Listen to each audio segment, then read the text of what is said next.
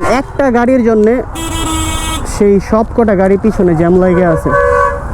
এই বাসগুলো আসলে কবে যে ঠিক হবে আর এই বাসগুলো যে কবে ভালো হবে।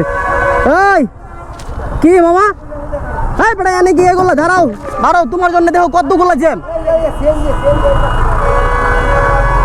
তোমার জন্য সব রাস্তা জ্যাম হয়ে আছে, বন্ধ হয়ে আছে।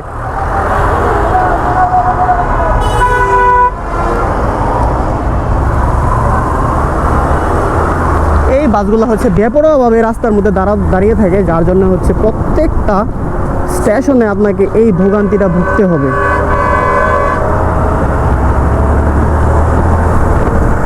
প্রত্যেকটা স্টেশনে আপনাকে এই সমস্ত ভোগান্তিতে ভুগতে হয়, কারণ এই বাসগুলো বেপরোয়াভাবে যদি না দাঁড়িয়ে থাকে তাহলে হচ্ছে এই রাস্তায় এত জ্যাম থাকে না, আর জ্যামে পড়ার প্রয়োজনও হয় না।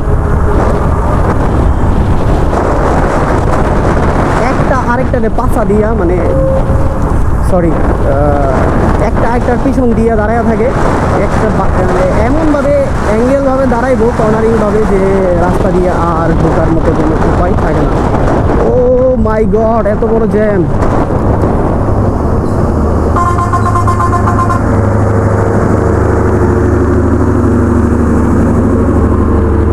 এ আপা কি ভয় নাই কোনো মানুষের?